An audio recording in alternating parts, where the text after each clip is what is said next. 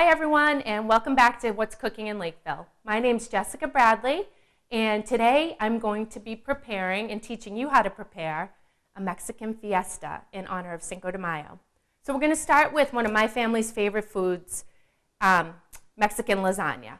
And then I'm going to show you guys how to do a couple different appetizers, basically just a salsa and a guacamole that you can serve with some nice chips, and then we're going to top it off with, of course, a margarita. So we'll get started with the lasagna first because that's going to take the longest. So over here I have 1 pound of 90% lean ground beef.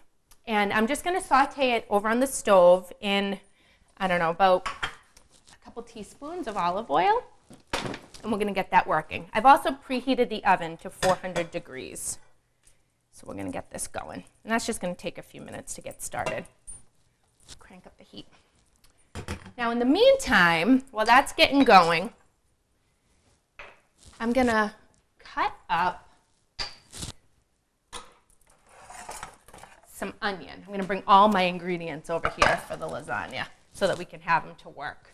So the first thing I'm going to do is cut up a red onion that's going to go in and saute with the beef once it gets going. So I don't know if you remember from last time about cutting onions, but what I always do is I cut off the ends. I throw the ends in my compost bowl that I'll be taking out to my backyard later. And then I cut it in half so that I have a flat side to work with. Just peel off the top skin. All right, no one wants to eat that. All right. There we go. Oh, little hanger on there. Okay. So then I just take it and I hold it this way and I slice it in small slices the long way. And turn it to the side and go the opposite way. You just run your knife through it.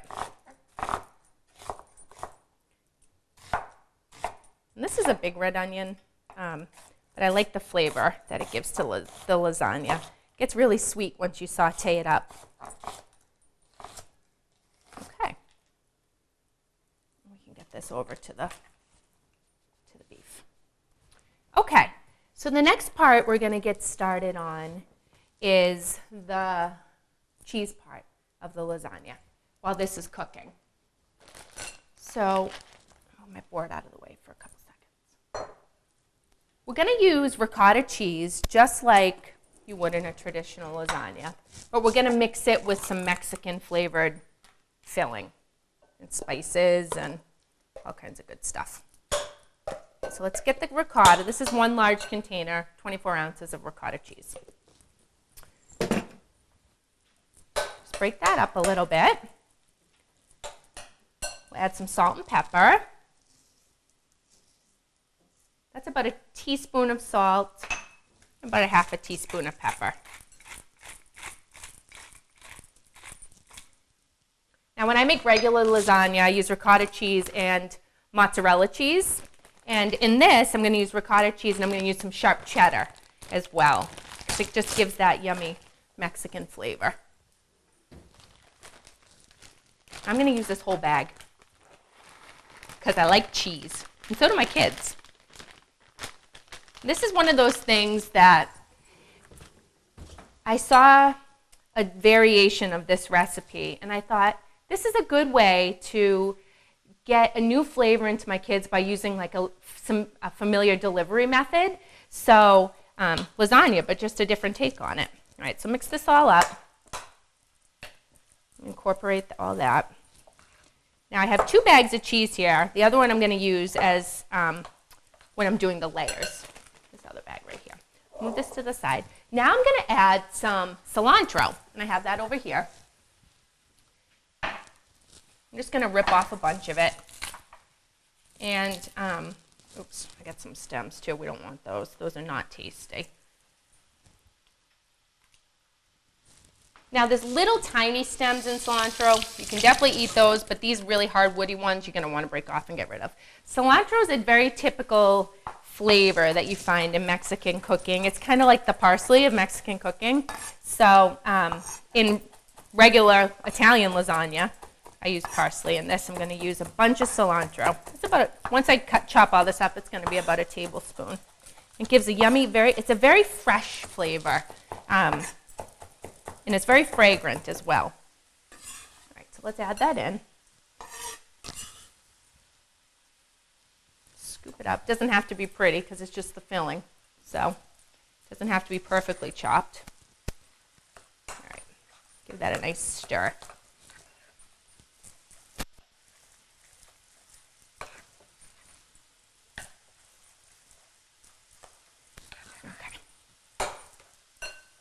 All right, I am going to set this aside now.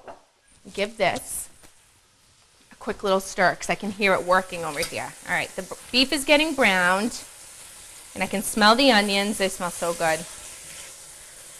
I'm going to break it up as this begins to cook.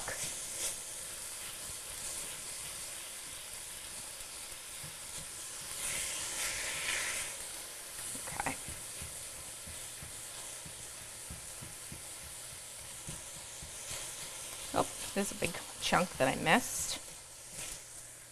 And as it cooks, it gets a little bit easier to break down. Just kind of go at it with your spatula and break it up. Okay, now I'm waiting to add any salt and pepper to this until the beef is pretty much fully browned. Because when you add salt to onions, sauteing on a stove, what that does is it acts as a way to draw out any moisture that's in the onions. And I don't want to do that too soon because what that's going to do is create a ton of moisture in the pan. And then we're going to boil the meat. And no one likes boiled meat. So we're going to wait on that. Okay. We're also going to add some other spices to it as well.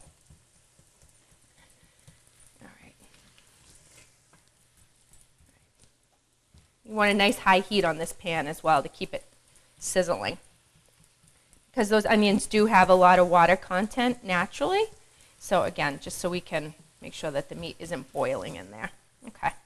So the next part of the lasagna is we're going to take 2 ears of corn. I happen to get lucky and be able to find these at the grocery store, which is kind of surprising given that it's April, but we are going to take the little kernels off of this ear of corn and we're going to add it to the filling. If you can't find them at the grocery store, just use fresh frozen corn. Okay? So an easy way to do this is make sure you have a flat end, just like we talked about with the onion. So we're going to cut off you need a sharp knife, tip of that corn, a sharp knife and some muscle to create a nice flat end. And this kind of gets messy, so be prepared. We're just going to stand it up on the flat end and take the knife and run it down.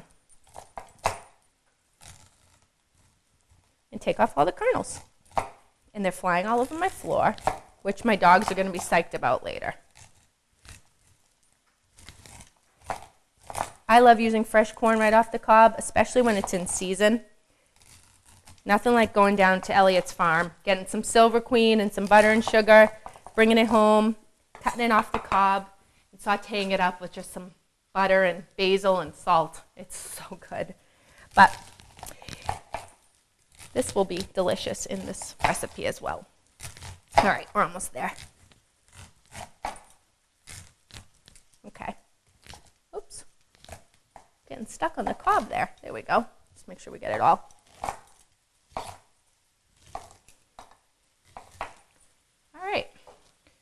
So I'm going to just scoop this up into a nice pile, bring it over, and let it cook with the beef and the onions. It sounds like, to me, that it's time to add the seasonings and the salt and pepper. What I have here is a teaspoon of chili powder and a teaspoon of cumin. So I'm just going to add these in, and I'm going to let them cook for a couple seconds to toast them up. When you toast up the spices, it gives them it just increases their depth of flavor. It smells like taco night in here right now. One of my favorite nights of the week. And then I'm just going to add some salt and pepper too. Now you want this to be fairly well seasoned, so I'm going to add about 2 teaspoons of salt because this is the filling, and you have to flavor the pasta as well. The pasta's pretty bland without any extra flavor. And that's about, I don't know, 3/4 to a teaspoon of black pepper. Okay. And this is getting to the point where it's almost done. We are going to add 2 last things to this.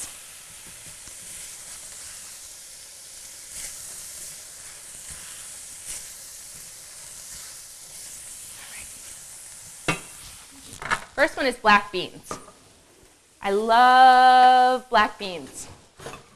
They have an awesome flavor, and they add protein to a dish. I mean, we don't need it in this. We don't need any additional protein in this because we have the hamburger. But if you wanted to make this vegetarian, this is an awesome way to get some protein into the meal. Excuse me while I grab a strainer.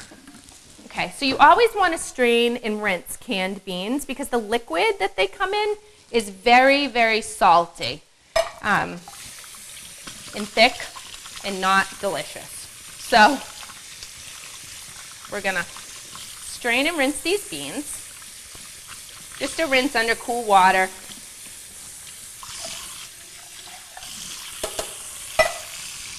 That's good. It gets rid of some of that salty, starchy liquid. Get my recycling bin on the way over. Add my beans. Give it a stir. I'm going to crank the heat down because we're just about done.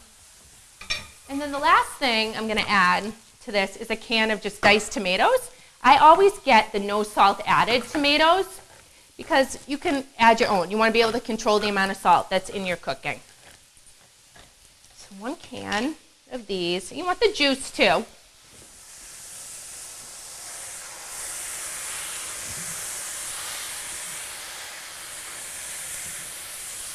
Okay, good. Shut off the heat. All right. So let's get ourselves set up to assemble the lasagna. So I have 1 package of the oven-ready lasagna noodles. Love these oven-ready lasagna noodles. Takes half the work out. So, okay. So if you've never used them before, they're no-cook lasagna noodles. And what you do is basically you put them in raw with all your ingredients. And the liquid from whatever you're cooking with them cooks the lasagna noodles while they're in the oven. So you don't have to pre-boil them. Okay, so we're going to start off with, if I can get that open, just some regular old jarred salsa. We're going to line the bottom with it. Okay.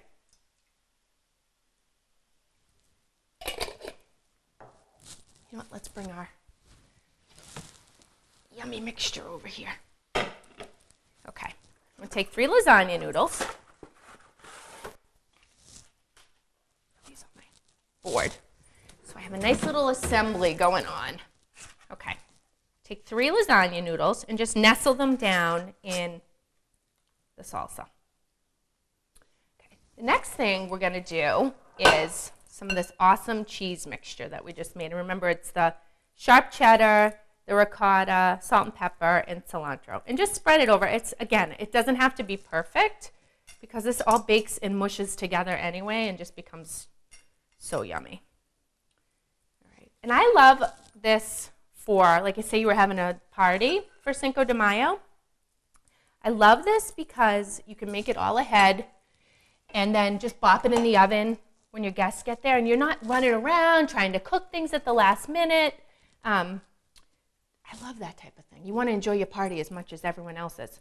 So load up each noodle with a bunch of the yummy mixture. Tomatoes and onions and beans and corn. All right. Again, it doesn't have to be pretty. And we're going to add some of the shredded cheese. Okay, just a sprinkle. Kind of is like glue to hold the noodles together. Okay, next layer, we're going to repeat. Next layer of lasagna noodles. A little bit of salsa. Kind of like the tomato sauce when you're making Italian lasagna. Cheese mixture. You do definitely want to make sure you have enough liquid when you're doing this because, like I said, that is what makes the lasagna noodles really cook. So, and then black beans. I love to pile it up. I like thick lasagna, and I love meat in lasagna too. I think it just makes it a true one-pan meal. Cook it all together. It's so good. Okay, getting there. A couple more layers. I don't know if I'm going to be able to fit all this in this pan. We'll just do as many layers as we can. So the last thing we're going to do is top this with 3 more sheets of noodles and some cheese right on top.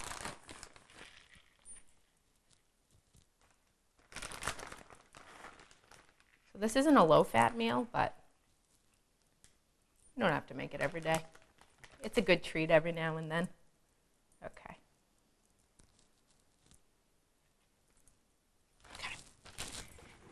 So I've preheated the oven to 400 degrees. I'm going to cover this just with some foil. And it's going to cook for about, 35 to 45 minutes, just depending on how your oven cooks. And then we're going to uncover it probably for the last 10 minutes of the cooking so that the cheese can get all crusty on the top. Okay. Oops. I burned myself on that door. Okay. Okay, so I mentioned that I'm going to be making margaritas in a little while. And I'm going to make them from scratch, and it's so easy. It's basically just citrus, sugar, water, just sugar and water, and tequila. So right now I'm going to make the simple syrup, which is the sugar water, so that it has some time to cool. So it's really, really easy. Typically it is equal parts sugar and water. You just put them on the stove and on low heat, wait till the sugar dissolves, give them a stir every now and then, take it off and let it cool. For the margarita, I like to do it so it's a little bit sweeter, so I like to do 1.5 parts sugar to 1 part water. So I'm going to do 1 cup of water, 1.5 cups of sugar. So I have a pan on the stove ready to go. Put a cup of water in. We're just going to put this on and kind of forget about it. I'm going to give it a stir every now and then. And then 1.5 cups of sugar.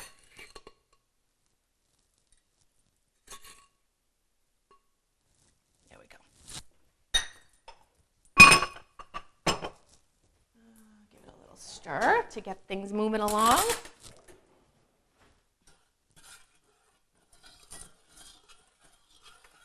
And over time, this sugar will just dissolve and it'll make a syrup. And as soon as that's done, I'm going to take it off and we'll let it cool. And then by the time we make the margaritas, it should be great. Okay, so the next thing I'm going to do is really quick. I'm just going to make the accompaniments for the lasagna, and we're going to set them aside, and then we'll be done with it. So how I like to serve the lasagna is just with some fresh avocado, sliced, maybe with a squeeze of lime on it. You don't even necessarily have to do that. But I don't know if you guys know how to cut an avocado or not, but I am going to show you. You just need a really sharp knife, and it's easier when the avocado is perfectly ripe, which I'm hoping this one is. And to tell if an avocado is perfectly ripe or not, you want to feel it. It should feel heavy for its size.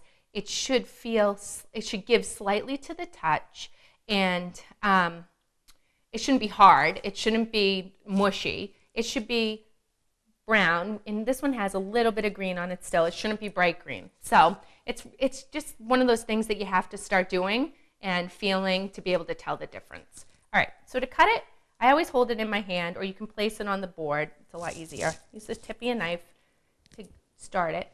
You just get it in and go around in a circle, okay? All the way around. You take the 2 halves and twist them slightly, and it comes apart. And this one's pretty good, actually. One side has the pit, one side doesn't. To get the pit out, you just hold it in your hand and gently tap it with your knife. Tap the pit with your knife and twist, and it comes out. So it's pretty easy. So to get it out of the skin, we just take a spoon and gently go around and scoop it. There's one half. And the other half. always use that little thing to pull off the pit because it makes my hands not get as dirty. Okay, so I'm just going to slice this up. Just into some nice thin slices. And I love to serve this alongside because it's fresh. And the lasagna is really rich, so this freshens it up a little bit. My kids love it too. I've been feeding this to them. This was one of the first foods that they ever ate was avocado. It's so high in a lot of essential fatty acids and DHA, which is one thing that really helps kids' brain development. And it's easy. They don't choke on it. You can mash it, and it tastes delicious. Okay, so I'm just going to set this aside. The next thing I love to serve with the lasagna is just a little bit of sour cream. My daughter could eat sour cream by the spoonful. So, again, it's just fresh. It adds a little bit of tang. So good. Okay, put this aside. And the last thing I like to serve with it is just a lightly dressed, really fresh, ooh, I'm slipping, salad. So I have the stuff for that over here. Okay. First thing we're going to do is make the dressing. I don't know if you guys remember my bowl from last time, but it's my favorite dressing bowl.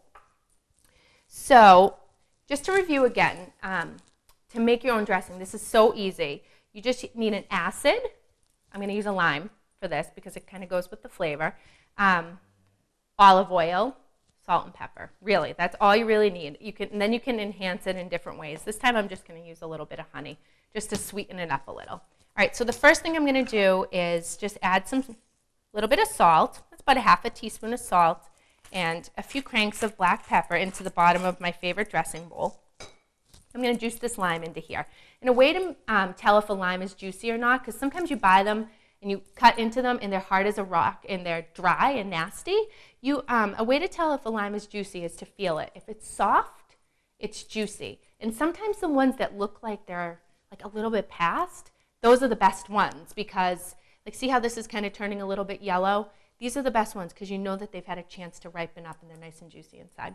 And then to increase your chances of getting the most juice, before you cut into it, just give it a nice roll and break up a little bit of those membranes inside, and it'll yield more juice for you. All right, so I'm just going to cut it in half. And just squeeze all the juice you can out of it. We don't need a lot of dressing for this because it's kind of a potent flavor, so we can go kind of easy.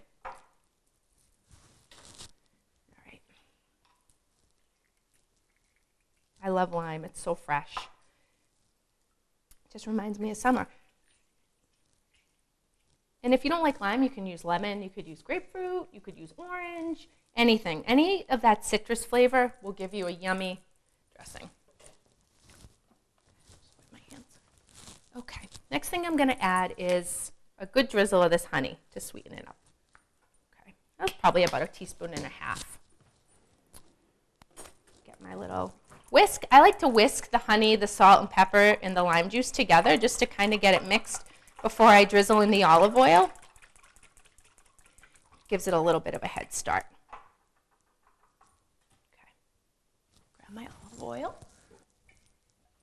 And it's really important, I know I mentioned last time, to have a good fruity, light flavored olive oil. You really want, if you want your cooking to go to really to the next level, you should invest in a good olive oil. You can use it for everything. I swear, finding the olive oil that I liked the flavor of the most changed my cooking so much. All right, you just want to drizzle that in and whisk it, and it all comes together. It's called creating an emulsion. Okay. All right, so that's the dressing. We can put that to the side. And now I'm just going to show you how to do the salad. In here I have just a head of romaine lettuce. I've cut off the end, given it a quick rinse, and shaken some of the excess water out of it.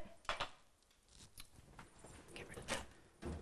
What I love to serve romaine lettuce really thinly sliced. I think it's just really yummy, and it looks cool, and it's different, and it kind of reminds me of chopped salad. So I just like to slice it super thin. And I love romaine lettuce too because it's so crispy, and it just has a really light, fresh flavor, and it allows that yummy, yummy dressing to really shine through. So I'm just gonna chop this up as thin as I can. Okay, add it to my bowl. It looks so pretty too, it's just bright. I also love a green onion. They're mild, but they give a really nice little oniony flavor. The ends are a lot more potent than the top really dark green parts. You can leave the ends out if you want. I really like them. So I'm gonna, again, slice these super thin. No one wants to bite into a huge honking piece of onion, so I like them just to be really thin throughout the salad, so you just get that mild oniony flavor in the background. We'll add those in. And then the last ingredient for this salad is just a little bit of this cilantro to pull all the flavors together. I'm just going to break a little bit off, give it a quick rinse, and run my knife through it. Just back and forth until it's finely chopped. I love the flecks of dark green this puts in there, and I also love the flavor.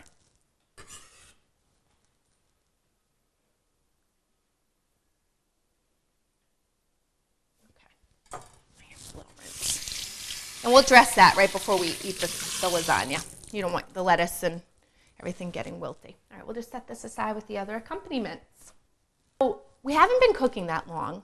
We have our lasagna in the oven. Let's say we're having a party. I could have done this early in the afternoon, well before the guests got here.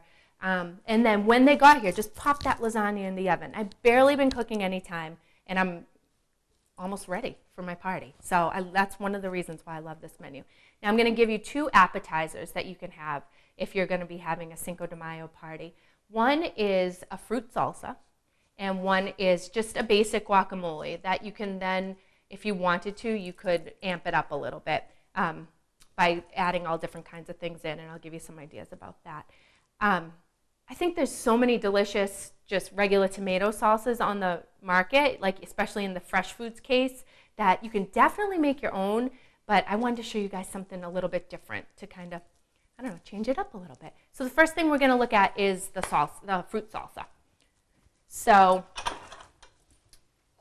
this is pretty easy, actually. So the ingredients for this, I love to use really fresh, kind of tropical type ingredients for this. I got a little something in my bowl. Okay. First thing I'm going to cut, pineapple. If you can find a good sweet pineapple, they're the best. They're kind of intimidating sometimes because you don't really know if they're fresh or not, but I always look for ones that these, I don't even know what these are called, the leaves, I guess, these pointy things at the top. They don't look too old. They still look nice and firm. The pineapple isn't too brown, but it's not too green either. I always like to see that around the bottom is starting to get a little bit yellow. So hopefully we'll cut into this one and it'll be good for us. All right, so to cut a pineapple, I always cut the crown off first. That goes into my compost bowl.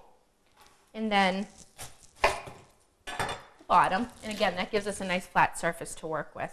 And just one other note, I always, and I've done this before you guys, before we started cooking together today, I always wash fresh fruit, even if it has a peel on it that I'm going to be taking off, because you know, when you cut it, your knife hits all that stuff, and it also hits the part that you're going to be eating.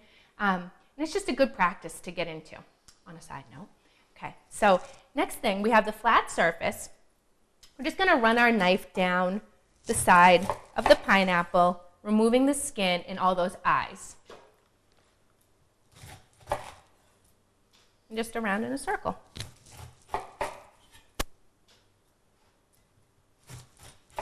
And this one actually looks pretty good.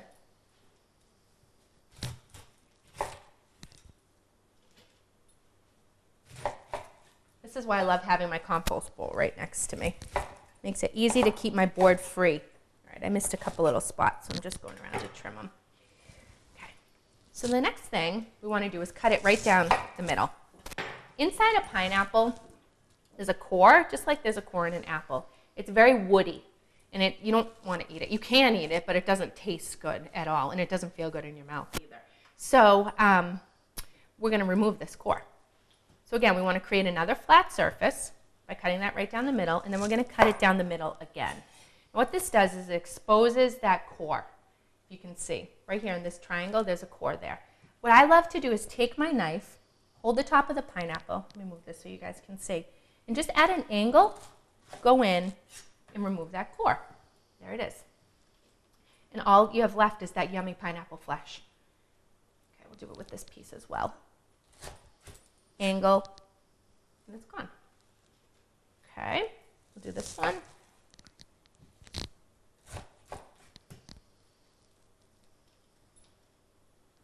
My compost bowl is getting really full. All right, so now all we're left with is the yummy pineapple flesh. And we're just going to chop this up into small salsa-sized pieces, bite-sized pieces. And what I love about making fresh salsas is they have a huge wow factor, but they're super easy. I mean, really, you get a lot of, oh my goodness, did you make this yourself? And no one has to know how easy it was.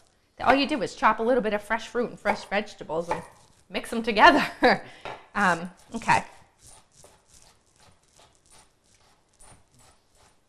I also love making my own fresh salsas and tomato sauces and stuff like that because you also know everything that goes into them. There's no preservatives, you're making it fresh from scratch, you know how long it's been sitting there. So that's, to me, as a mother of 2 young kids, that's really important as well. Okay. Okay, so we're just chopping this up into bite-sized pieces, making a mess. Adding it all to the bowl. And I like to make a big batch because we'll eat it over the course of the week just as a nice little snack. And I don't even mind if my kids are eating tortilla chips with this because they're eating this and it's healthy and it's good. Okay. Pineapple overboard. We have our pineapple. Lots of pineapple overboard. The next thing we're going to add is 2 mangoes. Now these are champagne mangoes, and you can find these at any grocery store. I just picked them up at Hannaford. I love these because their color is super, super rich, and their flavor is just a little bit more sweet than a typical mango would. Just so you know, this is a traditional mango that you might be used to seeing. They're a little bit smaller, their pit's a little bit more oblong, but I really like them. And they're delicious just for eating. My son will take one of these down for breakfast in the morning. Okay. So mangoes, again, are a little bit tricky to peel, but again, if you can create a flat tabletop surface, you can pretty much peel anything. And you need a good knife, sharp knife. So let's cut the bottom off of this. Oops, I'm hitting the pit. You know what, we'll just go with this. Go with this. Side. There we go. And just so you guys know how to pick a ripe mango, it's a lot like an avocado. They should feel heavy. They should be soft to the touch, but not like feel like they're disintegrating underneath your fingers. And it's okay, even with a mango, if the skin is starting to look like a tiny little bit wrinkly. I know that sounds kind of counterintuitive, but all that means is that that fruit inside is really starting to ripen up. Now, don't get it if it looks like a raisin, but this one you can see on it, it's starting to look like a little tiny bit wrinkly. So I'm hoping that means it's nice and ripe inside. Okay, so create your tabletop and then flip it on end, and we're just going to take the really sharp knife and go around and peel it, just like we did with the pineapple. And this looks pretty good to me. I love the mango because it adds a real sweetness to the salsa. It's kind of fun. You don't eat, I mean, people don't typically eat mango that often, so it's kind of fun to add that to a party. Let's do the other.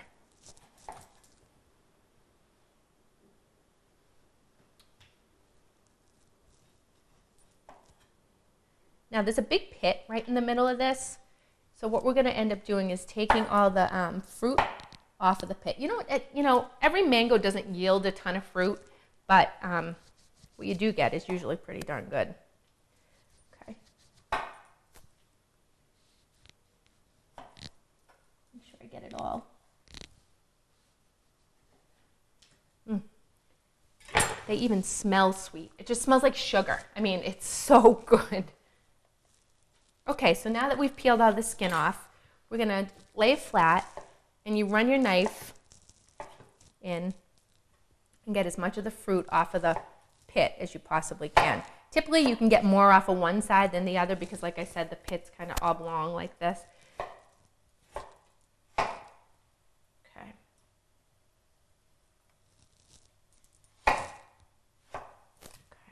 that looks like it's going to be just about. Let me just like to take my knife down, make sure I got everything. This is the pit. It has a little bit of fruit still left on it. I like to, when I'm making salsa, I like to take the pit and squeeze it into the salsa. A little bit more of the fruit comes off, and you get all that yummy juice. I don't want to let it go to waste. See, it's yummy. It's a mess, but it's yummy. Okay.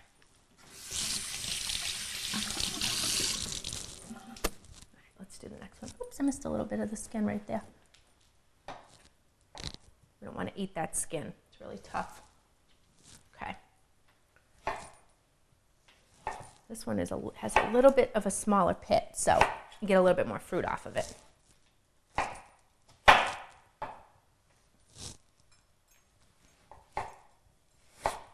we go. Okay, and again, I'm just going to squeeze it. Going to get every little bit off of there.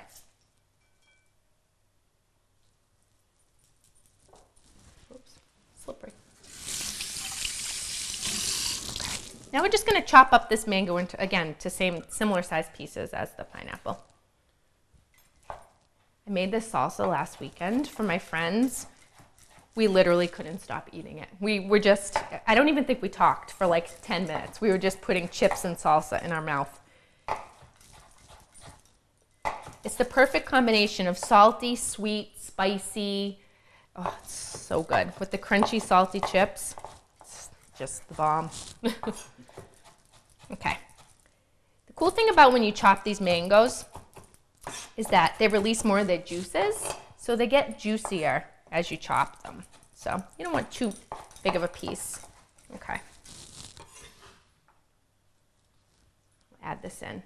I love the light yellow pineapple with the dark, like orangey yellow mango.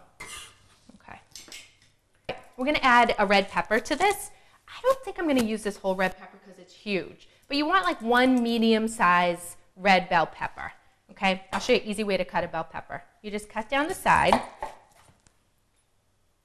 and then lay it on its side and cut around, oops, excuse me, the seeds in the middle. Okay. Then that way you don't get any of the seeds or any of those white membranes on the inside. And that's what you're left with. And that is a perfect compost bowl. Okay. I think I'm going to use, well, let's see what we get with 3 sides, 3/4 of this. So you want to flip it onto a pepper. It's got this kind of tough skin on the outside. So I find the easiest way to cut it is to flip it so that tough skin is down on the board and cut the inside. It's much, much easier. So you want to just cut it into long strips.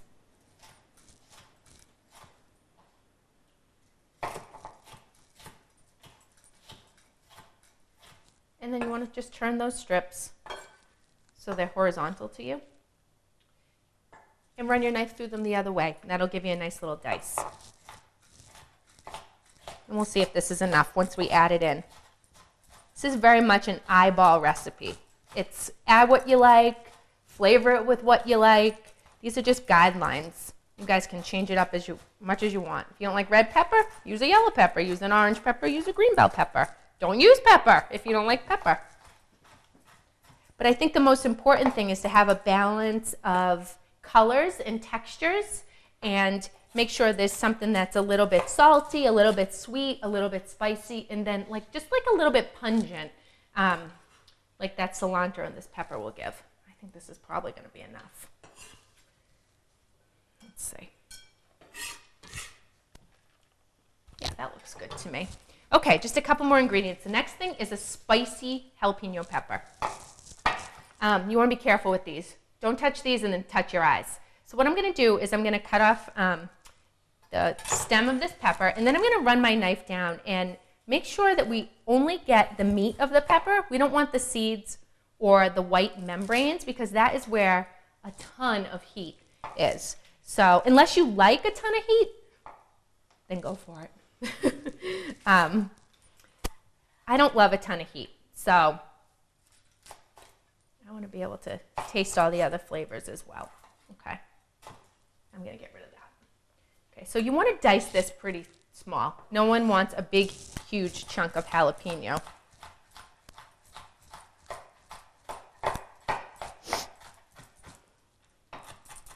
So, again, it doesn't have to be pretty. I just want it nice and small. So just run your knife through it, back and forth, kind of milling it, getting it to a nice small dice. Clean your knife off every now and then for those little pieces that get stuck to it.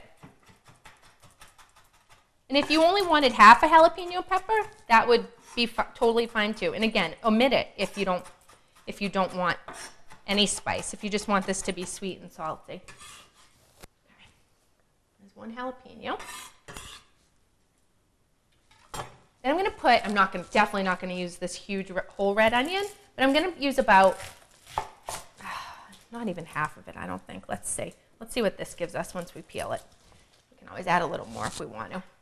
But I would say one small red onion. It's a good sweet onion. Okay. So I have a flat surface, and I'm just going to run my knife through it, creating a long slices, and then turn it. Oops, I lost a couple of them. And chop it this way to create a nice small dice. And then we can run our knife through it and make sure that the pieces aren't huge. Okay.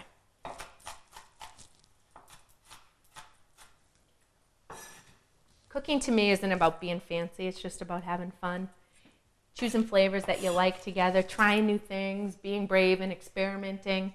So I love this because it's kind of a unique take on something that's familiar, kind of like the lasagna as well. Okay, so this needs some juice. We're going to use the juice of an orange because we have some sweet undertones going on, and then a juice of a lime to give it a little bit of a tanginess too. So this is a nice, again, nice soft orange. So I know it's really juicy inside. Oh, it's got a couple seeds too, which we definitely don't want in our salsa. Okay, give it a squeeze. I like to just get my fingers into the pulp and break it up and just get the juice out that way.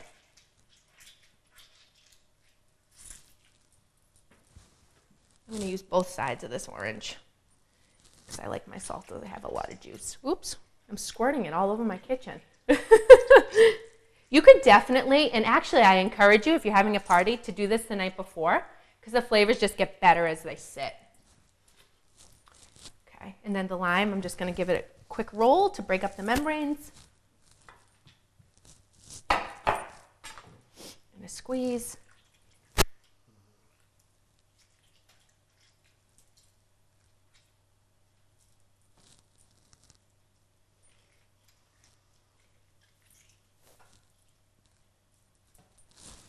And then I'm just going to add some more cilantro.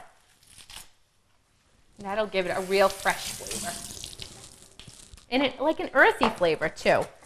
So we're just going to run the knife through that and give it a nice chop so that it's nice and small and going through the whole salsa.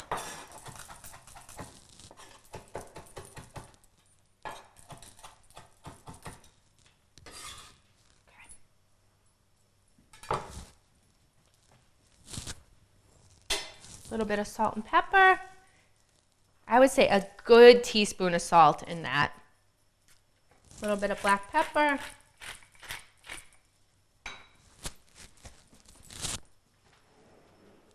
Let's give it a stir. You can see how pretty that is. So many colors. It looks like, actually looks like a fiesta in a bowl.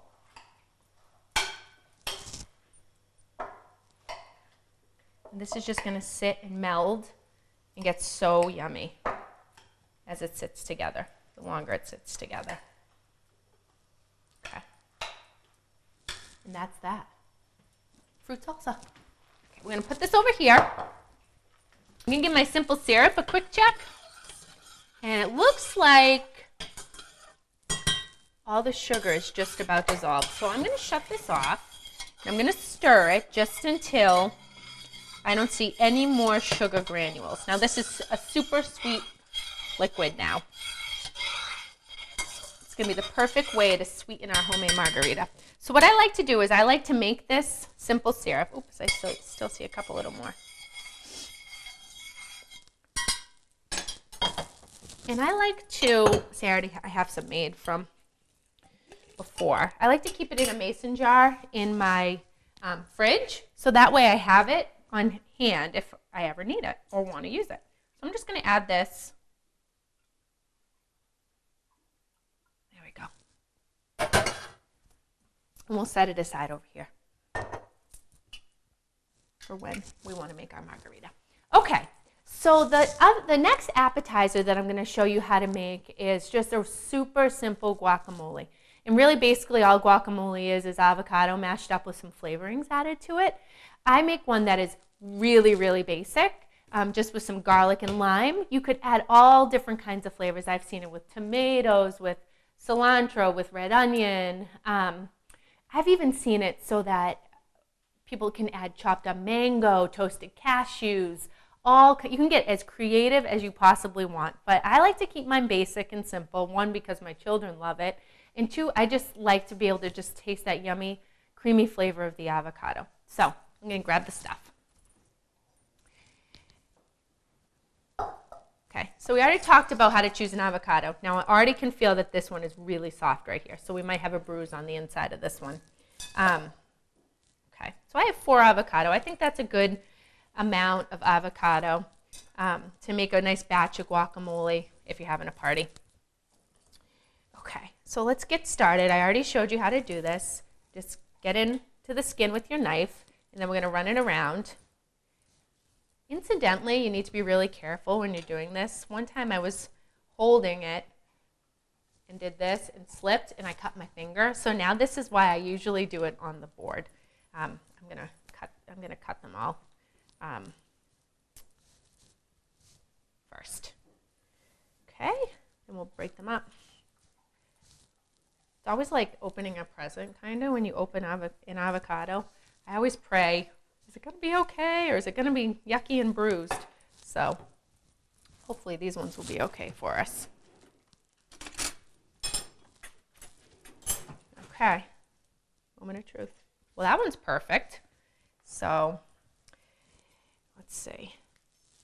That one's pretty good too.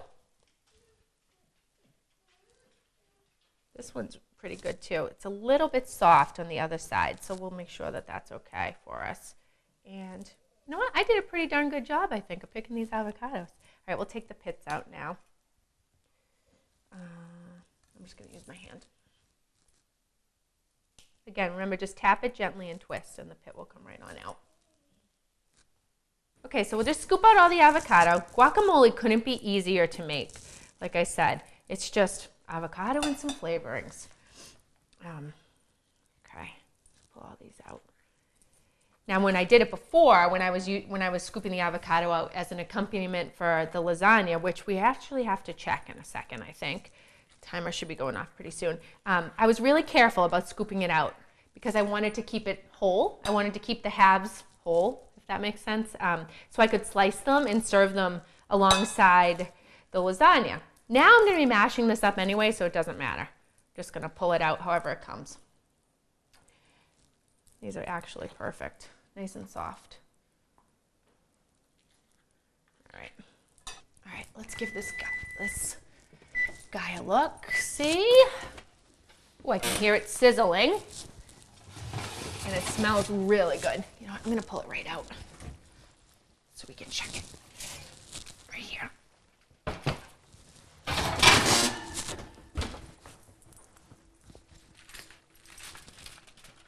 Oh, that is looking awesome. And it's almost done. It's sticking a little bit here. Here we go. All right, so I'm gonna take the cover off. But before I put this back in, see how it's really close to the top? I'm gonna put a baking sheet on the rack underneath where the lasagna is going in case any of this bubbles over. I don't want it burning my oven. And I'm also gonna put a fresh piece of aluminum foil on my baking sheet in case anything bubbles over. I don't want it to burn onto my baking sheet. Okay, this is actually a good trick to do even if you're like baking a pie or something. I'm just gonna stick this underneath. I'd say this probably has about another 10 minutes. And then we're gonna take it out, we'll let it rest for a short amount of time, let everything firm up, and then we can dig in. All right, so we have the 4 avocados in here. Next ingredient I'm gonna add is the juice of a lime. So again, we're just gonna cut that in half and squeeze it all in.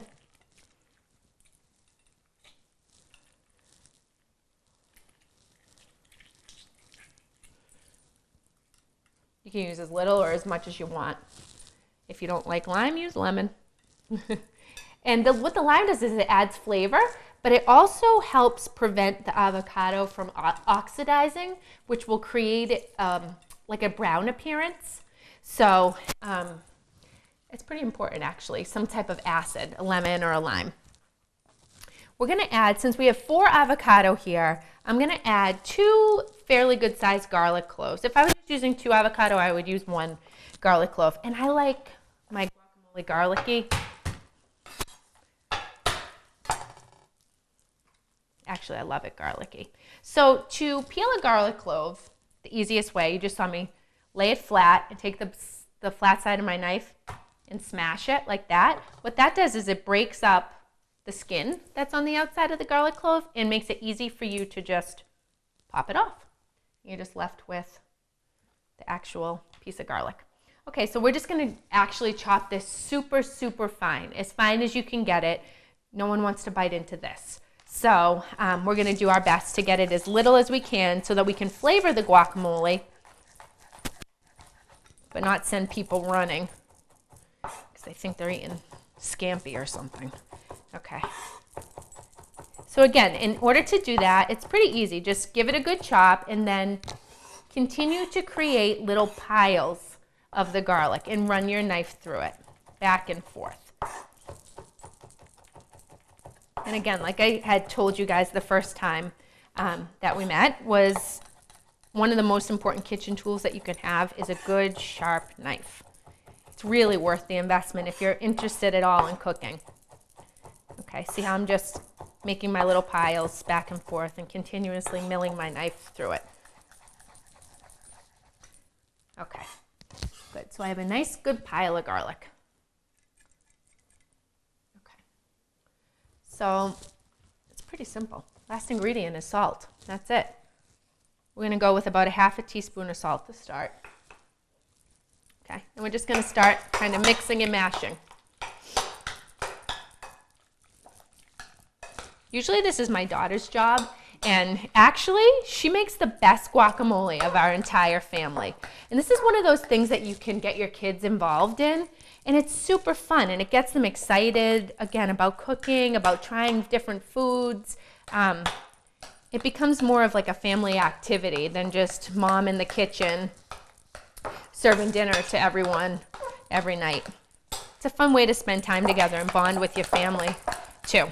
So, okay, see how this is just kind of mashing up pretty easy just as I'm mixing it with the spoon. Sometimes if they're a little bit underripe, you might have to use a fork and go in and actually mash them up. But this is getting a nice, yummy, creamy consistency just by mixing it with the spoon. All right. That is literally it for guacamole. It's so easy. Avocado, garlic, salt, and lime. And again, like I said, you can add any other mix-ins that you might want to try if you're feeling adventurous. So we're going to set this aside, and I'll plate it up after we have taken care of making our margarita. So we have the simple syrup that we just made. Again, typically a simple syrup is 1 part sugar, 1 part water, but I went ahead and made this a little bit sweeter so we could sweeten up all that fresh citrus juice that we're going to be using for the margarita. Okay. I am going to be bringing over, so when I make fresh, it's basically a fresh sour mix. Typically I'll use 6 limes, 1 orange. Let's see, I'm getting my juiciest ones. 1 grapefruit and 2 lemon, okay? Let me make sure I have all my juiciest ones here. They feel pretty juicy. All I'm gonna do is juice these directly into this mason jar right here. I have a fresh board too. And because this is a ton of juicing, I'm gonna take a little help from one of my favorite kitchen tools, a citrus juicer. Now, I think I mentioned to you guys before, I don't love like specialized kitchen tools, but every now and then like one or two really help, and this is one, especially if you're doing a lot of homemade cooking. I know I tend to use a ton of fresh lemon in my cooking, so this is something that just helps me along the way when I'm gonna be doing a lot of juicing. Okay, you can tell it's like falling apart because I use it so much. All right, so I have my jar, have all my citrus, and I'm just going to, it's pretty basic. You just cut it in half, throw it in the juicer, and squeeze. That's it. I love the combination of the 6 limes with the lemons and the orange and the grapefruit. I know you typically don't think of a margarita having like grapefruit and orange in it, but I love the extra depth of flavor that it adds. The other thing I love about making my own homemade sour mix really is that it's not full. Again, you know how much sugar you're putting in it. Like some of the ones that you buy that are already made, it's just basically all it is sugar and some artificial flavored lime juice. It just is amazing the difference that you taste when you take a few minutes to squeeze it and do it yourself. And with this little contraption, it makes it so easy. You can just buy one of these at the grocery store too. Oops. Okay. And really, you'll be amazed when you see how easy it actually is. And then I like to just try to fill up my mason jar. And again, this will sit for 2 weeks in your fridge if you just keep it cold. And it won't last for 2 weeks in your fridge, but it will if no one drinks it before then, which, trust me, isn't going to happen. There's also, if you were ever interested in using, there's like electric juicers that you can get, and those are pretty easy too, actually. They're just a little bit harder to clean, which is why I don't like them as much. But they're just electric, and you actually just put the fruit right on top, and it basically works like this, but it just spins, and it gets all the juice and the pulp and stuff out. Okay, so there's the limes. Let's move on to the lemons. If you like it a little more tangy, use a little bit more lemon. If you like it a little bit more orangey, use a little bit more orange. The best thing about this is that you can make it your own. Okay, here's the oranges. I don't know if this is gonna fit in here. I might have to do it in a couple different, yep. Sometimes if it's too big, you just need to do it in quarters. And actually, that's actually probably easier just to squeeze myself. I kind of like when a little bit of the pulp gets in there too. Just, I don't know, just adds something to it. Just a little extra flavor. Let's see. There we go. So this is probably going to make enough for about half of the mason jar. So if I wanted to make a huge batch, like if I was having a party and I wanted to make a huge batch, I definitely, obviously, would make more than this. But you can do that. you can mix it up ahead of time. I'll give you the ratio of what we're going to use for tequila to juice to simple syrup. And then you can just increase that if you wanted to mix up a nice batch ahead of time if you were having a big party. You can just put it out in like maybe one of those like little self-serve containers with the spigot on it. People can serve themselves. You just leave out a little shaker with some ice to make sure that they stay nice and cold. Okay, the lasagna, let's check it. That looks awesome, and I think it's ready to come out. Okay, it smells awesome too. Okay, and it looks like I didn't even need the baking sheet, but I'm glad I put it there just in case. Okay, now we're gonna leave this right here and let it set up for a bit before we cut into it. Okay, this looks so good. These are like my little favorite pieces with the crunchy edges and like the little kind of like burnt pieces around the edges. So good. Okay, so this is all gonna set up and then we'll just cut into it like a regular lasagna. All right, let's finish this up so we can eat. Okay, so I'm squeezing the grapefruit in. You definitely don't want any of the seeds, which I probably just got one in there. Okay, get those out. Almost there. The grapefruit is so fresh. It's a little bit bitter, but the simple syrup takes away that bitterness, and it's just so fresh and good. It adds a real nice touch to the margarita. Okay, let me wash my hands and I'll show you how we put it together.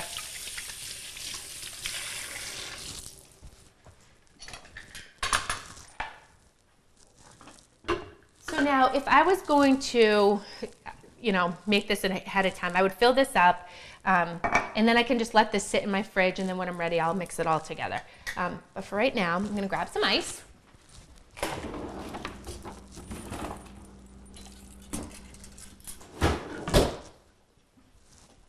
Let's get this out of the way so you guys can see. I'm gonna grab my shot glass, my tequila, my shaker,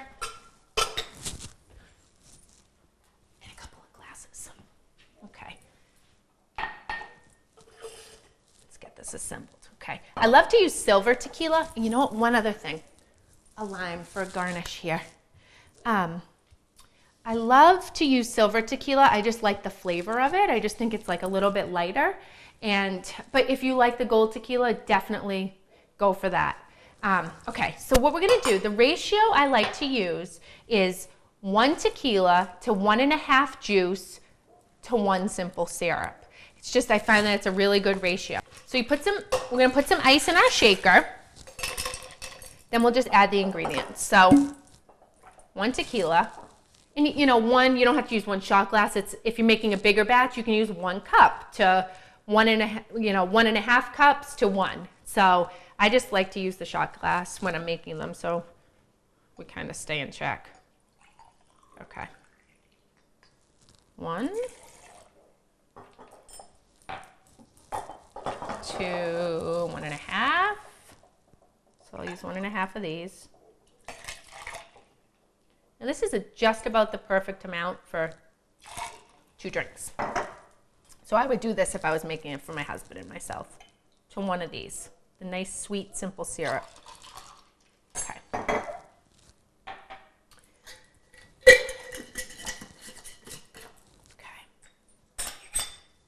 Cover on, give it a good shake.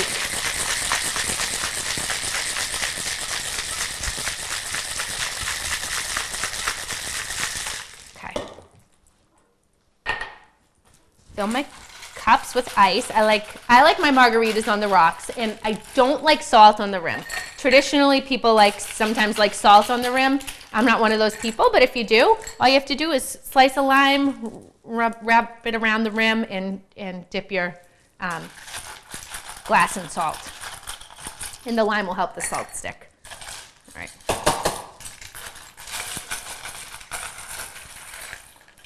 I like lots of ice. Who likes a warm drink? Not me, that's for sure. All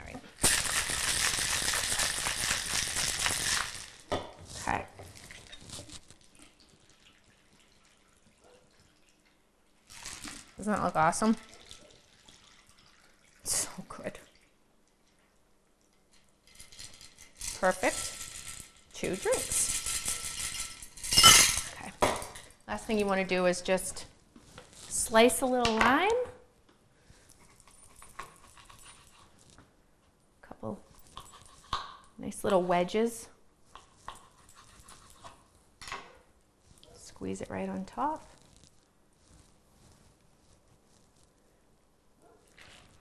Voila. There we go. Homemade margarita. Seriously, could not be easier. And the taste is out of this world. Okay. So let's take the time now to plate up our Cinco de Mayo meal. So we have our 2 appetizers, the guacamole and the fruit salsa. And the fruit salsa, just to remind you guys, we had the pineapple, the mango, the red peppers, the jalapeno, the red onion, and cilantro, some salt and pepper. Sweet, spicy, tangy, fruity, yummy. So I like to just basically serve this in a white ramekin. I love to serve things in white bowls because I feel like the food really stands out more.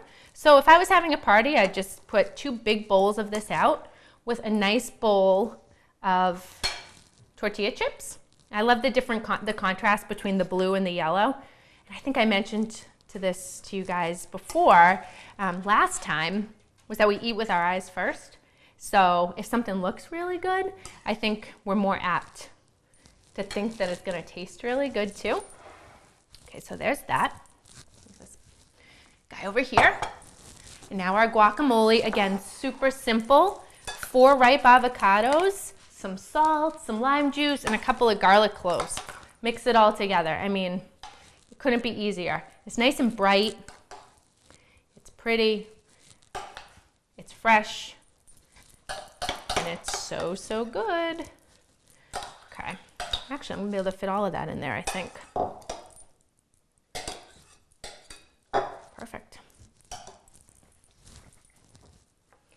And this is plenty if you're having a party. No, people don't need to have 17 different appetizers. They just want something a little bit to nibble on, to have a yummy drink with. And this is perfect. This is absolutely perfect. The only other thing you may want to add is just some of that from the fresh section of the grocery store, some store-bought tomato salsa. There's some really, really good ones. So that's that. Now let's take a look at the main course. I'm gonna just take a second and dress our salad. So just to remind you, we had some really crisp, delicious romaine lettuce, 1 green onion, really finely sliced, and some cilantro, really finely chopped. And we just put that in a bowl, kind of give it a little toss all together. And in the dressing, we had lime juice, salt and pepper, honey, and olive oil. And this is just a sweet and tangy way to freshen up this lasagna. So I'm just going to dress it with a little bit of this dressing. Okay. There we go. You don't want to make it dripping in it. That doesn't taste good. Okay. I'm going to pull over our accompaniments to our lasagna. Get a plate so that we can cut into that deliciousness. So this was the no-bake lasagna noodles.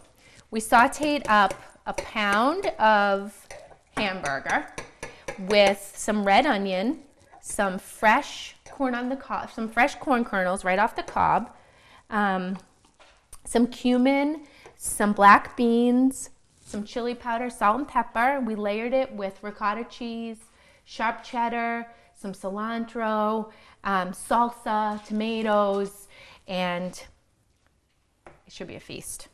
Let's see. All right, I can't promise that this is going to come out pretty, but it'll taste good. All right, let's see.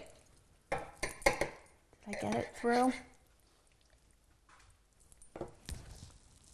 It's really important to let it rest for a little bit, and this is why, so that it actually will come out and hold together. There we go. There we go. All right, so I like to serve this with just with the salad, some fresh sour cream. Gives it just like a little tanginess and freshness. Let's see.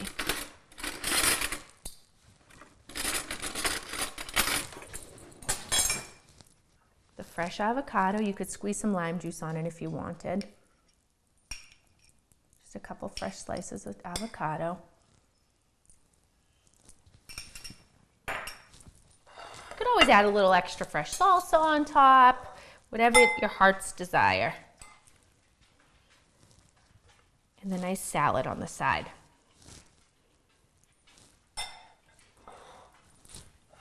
And there you have it. Mexican lasagna with a honey lime salad, fruit salsa, guacamole, and a fresh margarita. I think that this is a Cinco de Mayo party that you guys are gonna definitely be able to handle and that your friends and your family are gonna love. So thanks for cooking with me today, and can't wait to see you again. Cheers.